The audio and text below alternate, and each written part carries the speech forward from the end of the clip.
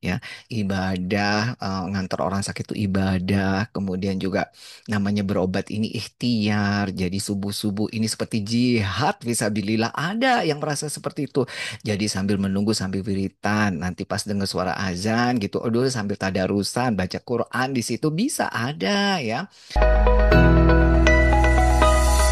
Kita akan berdiskusi ya. Saya bilang diskusi aja deh nih ya, karena ini istilahnya di suasana yang lagi santai tentang bagaimana meningkatkan pengalaman pasien poli atau rawat jalan dengan manajemen antrian. Tujuannya untuk pembelajaran, bukan untuk mengkritisi individunya, apalagi mengkritisi institusinya. Wah, kasus. Alright. Antri di polinya belum buka, jam setengah 5 subuh udah antri deh, pasiennya udah banyak, polinya gak ada, belum buka. Mantap, poli in Indonesia. Oke, saya juga kaget-kaget ya. Ini tahun 2025 masih ada rumah sakit yang mohon maaf nyun sewu ya, yang antri berobat ke poli antrinya dari subuh dan belum buka. Biasanya poli bukanya ya jam jam 7 lah ya atau jam 8 mungkin ya. Tapi ini bisa ngantri berobat dari subuh. Nah, apalagi ini di luar artinya benar-benar belum dibuka rumah sakitnya. Nah, silakan tulis di kolom chat.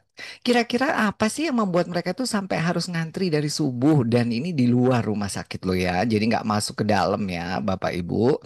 Dan dapatkah hal tersebut dicegah? Ya, kalau di rumah sakit Bapak Ibu tentunya enggak dok, di rumah sakit kami sudah keren, alhamdulillah.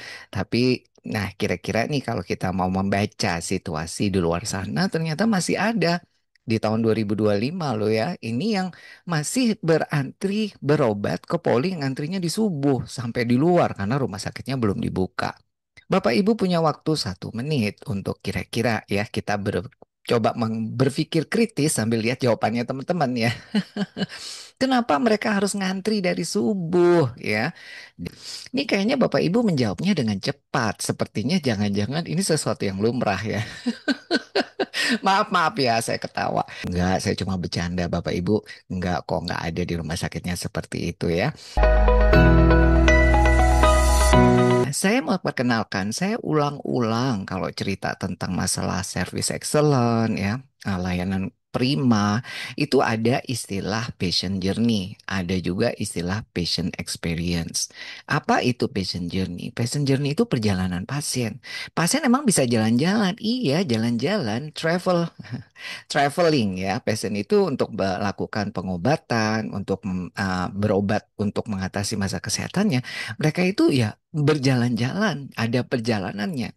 Apa sih patient journey itu adalah rangkaian peristiwa, ya, rangkaian kejadian yang dialami pasien saat pertama kali terlibat dengan sistem perawatan kesehatan tertentu atau penyedia layanan kesehatan. Jadi bisa lewat mulai dari awal karena ini journey perjalanan ada juga sampai dimulai peristiwa di sini kemudian di sini di sini di sini di sini sampai akhirnya kemudian keluar dari sistem perawatannya kesehatan atau keluar dari penyedia layanan kesehatan. Inilah perjalanan baik itu di rumah sakit dari unit ya, termasuk juga dari vaskes 1 ke rumah sakit kemudian balik lagi ke vaskes 1 dan seterusnya. Ini disebut patient journey. Nah, ada yang lebih spesifik dari balik passenger journey ini. Pada saat perjalanan mereka, mereka itu berinteraksi dengan sistem layanan kesehatan kita. Jadi interaksi-interaksi ini ya khususnya dengan orang-orang atau pokoknya dengan sistem layanan kesehatan itu akhirnya membentuk persepsi mereka akan kualitasnya ya.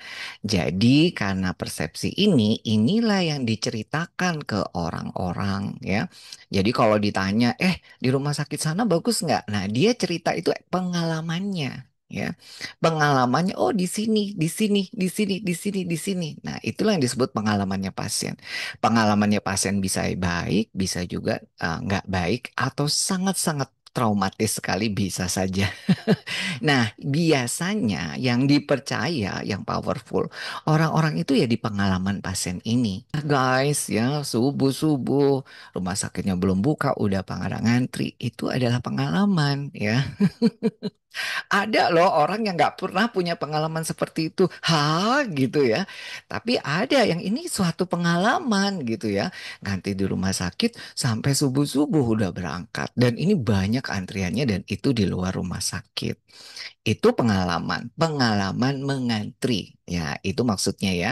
Kalau kalau perjalanan nih ya belum, masih di awal itu masih ngantri awal. Perjalanannya belum karena masih di awal banget. Nah, dia cerita tentang pengalamannya ngantrinya. Nanti ada pengalaman ketemu dokternya, pengalaman ketemu perawatnya, pengalaman mungkin ketemu radiografernya, pengalaman ketemu orang plebotomisnya, pengalaman ketemu bagian gizinya mungkin, pengalaman ketemu bagian cleaning service-nya dan sebagainya, ketemu sapamnya, itu pengalaman-pengalaman mereka yang mereka ceritain. Ya, menurut saya, kalau harus ngantri subuh-subuh, aduh, gimana ya? Jadi kalau dirawat jalan karena ini outpatient, ya seperti ini. Ya, jadi Bapak Ibu, antri subuh ini sebenarnya pengalamannya pasien baru di sini. Journey-nya dari depan sini sampai kemudian pasiennya pulang. Artinya antrian di subuh ini hanya salah satu poin yang kasih pengalamannya dia. Ada yang antri subuh itu senang banget ya. Apalagi yang orangnya bilang ini sekalian ibadah ya. Ibadah, ngantar orang sakit itu ibadah. Kemudian juga namanya berobat ini ikhtiar. Jadi subuh-subuh ini seperti jihad fisabilillah. Ada yang merasa seperti itu. Jadi sambil menunggu sambil wiritan. Nanti pas dengar suara azan gitu. Aduh sambil tadarusan baca Quran di situ bisa ada ya. Misalnya, tapi ada juga yang menganggap itu ke suatu pengalaman yang enggak banget, apalagi dia tidak bisa memaknai ya, kenapa kok harus seperti ini? Udah sakit disuruh ngantri sekian lama hanya untuk dapat nomor pendaftarannya. Tapi ada juga yang memaknanya bahwa ya inilah bagian daripada jihad perjuangan. Saya bayangkan bagaimana Tuhan itu bisa mengampuni dosa-dosa ya. Orang-orang yang berjuang, berjihad untuk mencari kesembuhannya. Nah, ada juga yang punya pikiran kayak gitu. Nah, tergantung ya. Persepsi orang itu tergantung dari lihatnya bagaimana. Nah, itu yang penting. Karena itulah yang nanti yang akan diceritakan ke orang-orang yang nantinya itu bisa kayak membuat kita lebih unggul daripada yang lain. Kenapa rumah sakit Anda dipilih? Itu ya karena dasarnya cerita orang-orang. Kenapa kok misalnya rumah sakit Anda yang dituju? Ya karena dari ceritanya orang-orang. Orang pasti nanya-nanya dulu, terutama mereka yang belum punya pengalaman sebelumnya. Ya. Atau karena memang nggak ada pilihan lain. Ya itu cuma satu-satunya. Jadi akhirnya mereka memaknai tadi sebagai sebuah jihad fisabilillah ya. Jadi berdoa kalau misalnya seandainya lagi mengantri gitu kesambar geledek dor gitu ya. Itu akhirnya kita meninggal secara sahid. Amin ya rabbal alamin.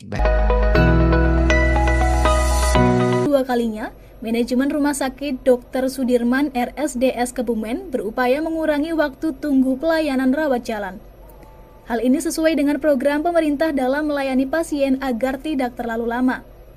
Seperti yang disampaikan oleh Direktur RSDS Kebumen Widodo Suprihantoro saat bersama sejumlah awak media menjelaskan upaya itu diantaranya menambah jumlah ruang pelayanan poli serta menambah jam pelayanan. Penambahan ruang pelayanan atau poli dimungkinkan pada beberapa jenis pelayanan dokter spesialis dengan jumlah dokter spesialis lebih dari seorang. Apakah menambah pelayanan poli, jam poli, ya tadi polinya dibanyakin, dokter spesialisnya ditambahin, itu bisa menyelesaikan masalah antrian subuh tadi. Silakan tulis di kolom chat. Ya, sambil saya bermeditasi dulu ya. Melihat apa Bapak Ibu bisa aktif di webinar kita kali ini ya. Saya ngintip, tarik nafas panjang dulu. Saya intip dulu ya sebelah. Hmm, tidak, belum tentu, tidak selalu, belum itu. Bisa dok, tapi nanti ketemu lagi Mas Reza. Kalau Mas Reza benar mungkin bisa ditambah panjang dan sebagainya dan sebagainya. Oke, nggak ada yang benar salah ya. Semuanya boleh menjawab sesuai dengan alasan masing-masing.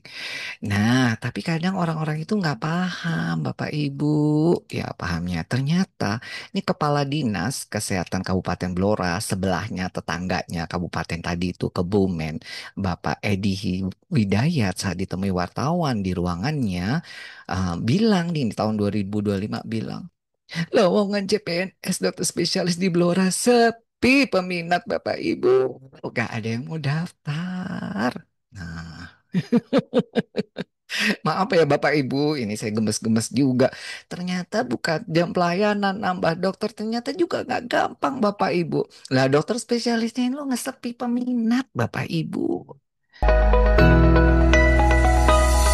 Ini nanti ada kompetensi rumah sakit dasar, kompetensi rumah sakit madya, kompetensi rumah sakit utama dan paripurna, yang mana syarat-syaratnya bukan hanya SDM, sarana prasarana, tapi juga alat kesehatan, yang mana itu bisa loh, bisa turun loh kompetensinya rumah sakit gara-gara kurang lengkap lah SDM-nya, kurang lengkap lah sarana prasarannya, kurang lengkap lah alat kesehatannya.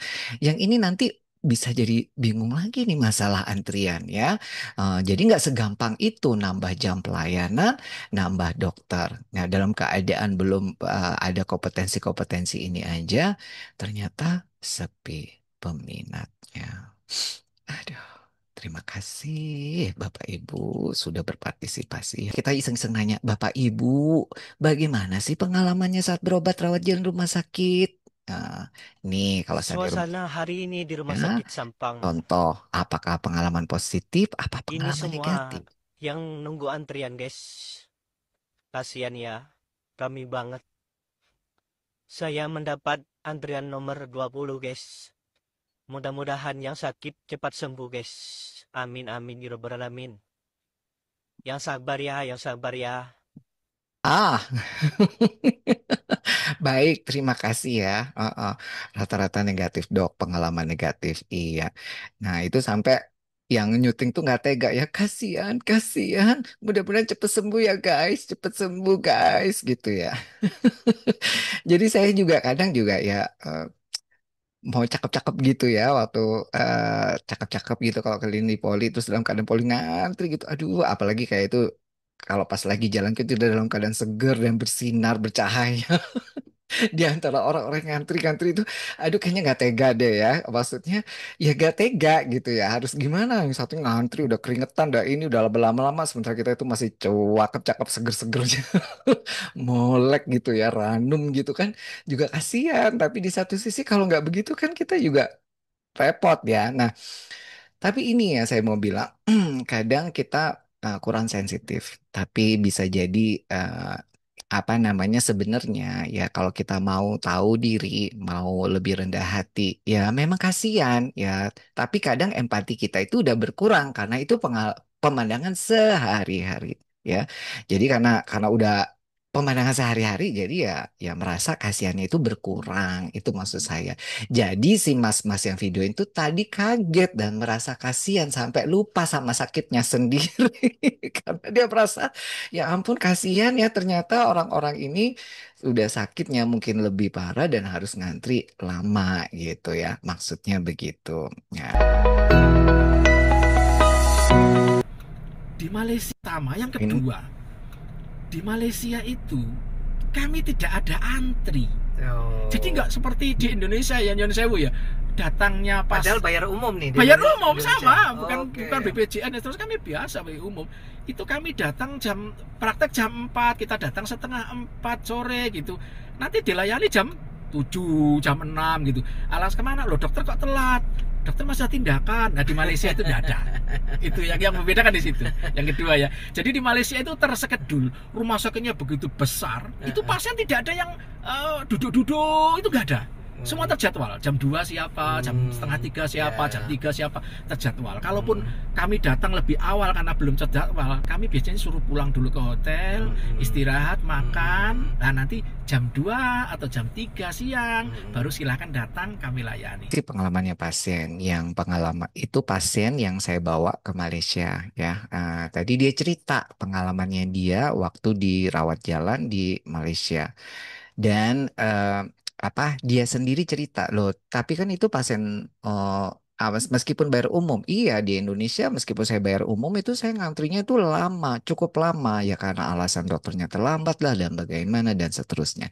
Berbeda banget. Nah, gara-gara itu si pasien itu sampai pulang dan dia berhasil, bukan hanya pengalaman dia antriannya yang luar biasa itu, juga karena kesembuhan, dapat kesembuhan sehingga dia ngajakin orang-orang lain tuh untuk berobat ke Malaysia. Nah, itu yang saya bilang ya. Dari situlah yang saya bilang pengalaman apa sih yang mau kita berikan untuk pasien ya. Bahkan itu kalau kita mau medical tourism, yang ngomong-ngomong medical tourism, entah dari mana turisnya ya, yang tahun 2024 sudah digalakkan oleh pemerintah itu.